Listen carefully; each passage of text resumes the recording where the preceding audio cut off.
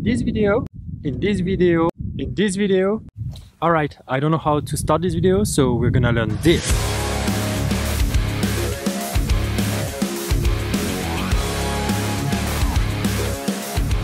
You guessed it? Alright, I don't make you wait any longer. We're gonna talk about leading lines, and this is a very powerful composition rule. In my opinion, there are 3 stages when you are learning a new composition rule. The first one is to be aware that this composition rule exists. The second one is to learn how to use it and then practicing it on the field. And the third stage is to use it intuitively. And in this video, we're gonna speak about how to use it, and then it will be all on you to learn how to practice it and how to use it intuitively. And in case you guys are using different composition rules, or if there are others that you prefer, then feel free to let me know in the comment section below. That would be really amazing. And now we're gonna speak about where I am and what I'm shooting, and then we'll move back to the computer and speak about various examples of leading lines and how they apply and how you can use them properly. So let's get going.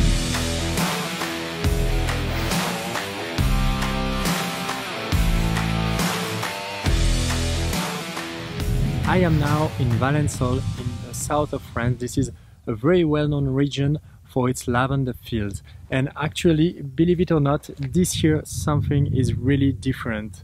Like, most of the best lavender fields have been replaced by wheat fields. So basically, it's really difficult to find like these amazing compositions that we used to see on social media, or even if you look online, or if you're looking for the best photograph over there. This year it's not possible to do them. I don't know if it's because of economical reasons or because of tourism, too many tourists in the field, like pretty much destroying the lavender, because people are working out of this and then producing some products, whether it's honey or like whatever cosmetics you can imagine. So yeah, it's a little disappointing when you like drive here just for this and you don't really get the thing that you want. But well, that's part of the game. And I'm still here, and there are still quite a bit of opportunities if you start like wandering around, like even with a car or even with a bicycle, then you have a lot of opportunities. But okay, let's pick leading lines.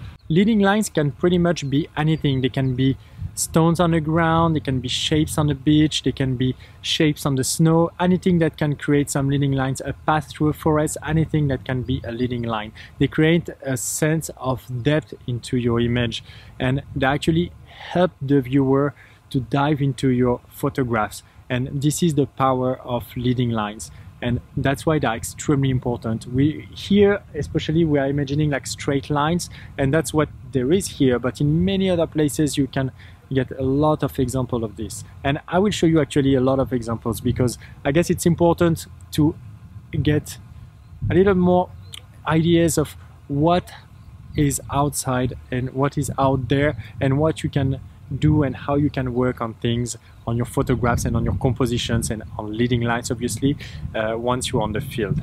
Shooting leading lines actually really depends on the tool that you're using. In this particular case here, as you can see, there is a field behind me and I'm facing a tree. I'm not turning the cameras, otherwise there will be the sun directly in the camera and you won't be able to see much. So I'm using my XF 18 to 55 millimeters on my crop sensor, my APS-C. So that would be for full frame about 24 to 70 millimeters, I guess, or 24 to 80. And that's pretty much very good in this particular case, because I can get enough of the scene without getting everything too small, which is the effect I would have with a wide angle lens, and not everything too close, which is what I would have with a telephoto lens. So here it helps me to stay broad, but yet just focus on what I want. And that's actually the beauty of these kind of lenses, that they really help you kind of focus on the only parts that you want, while keeping a wide field of view, which is really interesting and very useful. And that's exactly what I'm getting here. I don't know if you can see the light, but the light is just wonderful. And yeah, I'm just so amazed. It's I've had like a couple of days that were a little bit bad, but now those lights, like this very orangish and a little bit blurry, because the sky there is like kind of a little bit of fog in the sky, and that makes it like just amazing. So I'm shooting here and talk to you in a bit.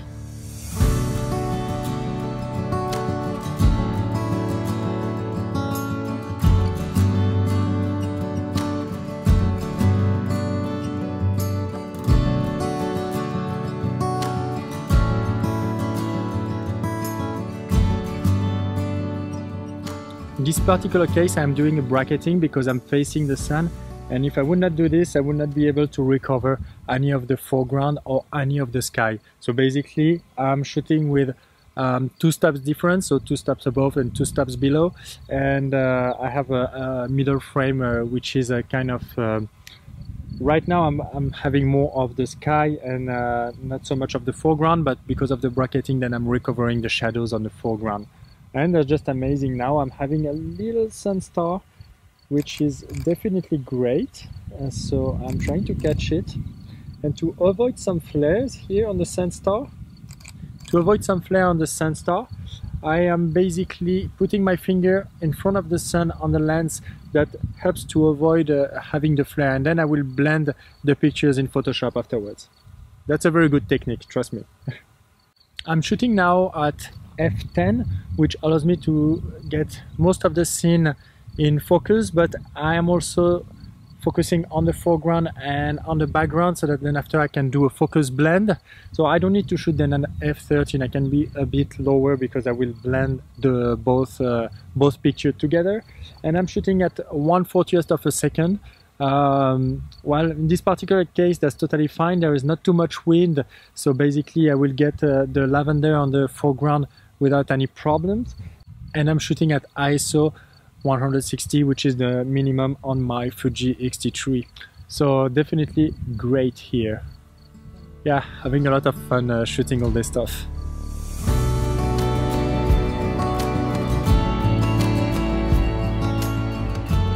The sun is gone, but there are still like pretty amazing light, as you can see here in the sky, and you can finally see as well the scene that I had. So basically I had like the lavender path here that are like going all the way into the field, and here I have this tree right here, which is my main subject. And I was not placed like directly right in front of the tree, because where the tree is, there are like lavender, and there is also a field of wheat. So basically, although the color were kind of complementary, like yellow and purple, the wheat field was not very neat. So basically it looked a little bit like trashy in between. So I didn't use this angle. I put myself a little bit on an angle, and that helps actually to still have those leading lines that are like truly leading the way towards our subject. It's just a different way of showing it. So when you have like leading lines like this, either you can place yourself right behind them and have a very huge sense of depth by following them, which is amazing, or you can place yourself on the diagonal, which creates a different and interesting angle. And that's what I did here. So I still got fairly good leading lines effect, which is to me something really important. I've played around a little bit. I tried to do a little panorama. I put myself straight in front of the lines so that I really get this sense of perspective, which is something really important when you are using leading lines. And basically, yeah, I'm trying to do a panorama that will be, I guess, mostly most of a square format, which I kind of like as well. And it should provide something really interesting because of the light in the sky and the beautiful lavender in the foreground. I tried to find like two beautiful paths, because in this field here there are a lot of dead lavenders. So I placed myself in a place where the two main lines will be are beautiful and will be beautiful hopefully in the picture afterwards. So having a lot of fun here. It's just a wonderful place. So I guess I'm done now with this part, and I'm gonna get back to my camper, and we're gonna speak on the computer in a little bit.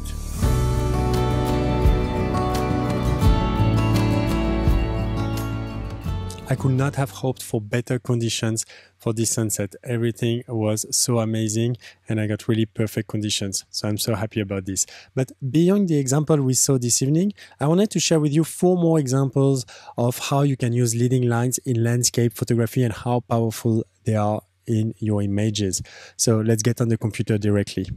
So the first set of images is about the one I took this evening, and also some others I took from other evenings where we can clearly see the leading lines driving our eyes towards the horizon, towards this mountain in the background, and creating really this immersive effect. Like similarly on this picture, which was on the same field, but 180 degrees around. Now there is also another example I wanted to show you, which are leading lines very close to the ground, like path created in stones on the beach and so on. And this is usually very helpful if you are using a wide angle lens and getting close to the ground to emphasize really these leading lines. So I have 2 examples here. The first one is from Vestrahorn, which is a beach in the famous beach in Iceland, where we can clearly see those leading lines here driving our eyes towards the sun, towards the light, and towards the mountain on the background. The second one is from the Dolomites, the Trecime de Lavadero, where we see here the leading lines created by the rocks and also by here the grass, and driving our eyes directly to the beautiful mountains here on the background. That was really amazing. Oh, and in case you guys like my video, the content I'm creating and the tips I'm giving you, then feel free to give me a thumbs up and also to subscribe by clicking on the subscribe button below, or even clicking here on the small logo on the corner. That would be amazing. And the YouTube algorithm likes the likes, so if you could give me one, that would be really great. Thank you very much. The other example I wanted to share with you, these are human-made structures. When used appropriately, they can really be very powerful tool for leading lines. So here I have 2 examples. This is in Portugal. This is the Ponte Vasco da Gama, which is here on the left-hand side, the famous bridge. And it really drives the eyes thanks to its very long length, which is like few kilometers long. And here we have the pontoon on the right-hand side that helps to emphasize this effect by driving our eyes towards the light and towards the horizon. The second one is a picture I took in Brittany. Here I'm a little bit higher up to take this picture, and I basically could catch here this path going directly towards the lighthouse and opening towards the horizon. So a really great composition that, in my opinion, has really a good effect. And the next one, the 4th example, is the example of wide open landscape or wide vistas, as you wish. And this is to me something really special because I really like this style. The first picture is a picture I took in Iceland, where basically we had this river coming from the left-hand side and going towards this volcano, and with a very beautiful surrounding too. And really this line, which is also contrasting in colors with the volcano on the background here, really have a great effect. The other one is a picture I took with a drone, and drones are really perfect for this kind of photographs as well, where we have a confluence here of 2 rivers that are going into one, and they basically lead to a river going all the way along towards the light, towards the sun, and really make for great composition and really helps emphasizing the effect of depth in this picture. Then the third one is a picture from the same lighthouse I showed you before, but from a different angle. I went a little bit further, and here I played with the stone to create a leading line, like a rounded shaped leading line that goes towards the lighthouse, which is also emphasized by the second leading line from the small beach that we have here at the bottom, that helps to emphasize the overall picture. So these are like all beautiful compositions, and as I said, something I truly love. And the 5th one, the last composition example I wanted to show you about leading lines, is also a human-made structure thing, but really focused on a particular thing, which are fences or walls. So here I have a few examples as well, which the first one is a picture I took in this winter in south of France, where I was in a field, and basically early morning there was this beautiful fence here that was driving the eyes towards our anchor point, which is this tree here, and towards the light. So really great effect and very minimalist. The second picture is the one from Peru, one I captured in the Huayhuash trek I did in 2021 as I was traveling around Latin America. And basically this wall was just wonderful to create a leading line towards light and towards our subject on the background, which are here the mountains that we can see. And to me it has really great effect and also great memories attached to it. So I particularly like this picture for this. Another one is from the Lofoten Islands that I took this winter, where I traveled with my camper.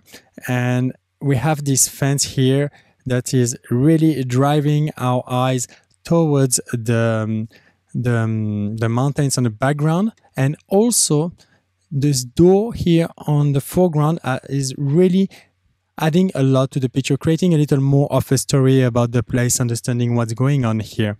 And I took a similar picture in a portrait orientation, and without the door this time, but still the same fence and also driving our eyes. So it works really in both situations, whether you are using a landscape or portrait orientation. So in general, it's really important to understand that when you want to shoot this type of photographs, you want to create like a really strong sense of depth in your picture. And in landscape, this is really something that emphasizes a lot your photographs. So doing this and combining it with any of the example I showed you, and probably much more because the possibilities are really unlimited, will really help you improve your photographs. And also try to keep it simple. Try to keep as less as you can in your photographs so that you create even more impactful picture and you really help your viewer focus on very few things in your photographs. These are like really something important you need to focus on. All right, that's pretty much it for this video. And with that, I really wish you good luck with your photograph and see you next week for new adventures.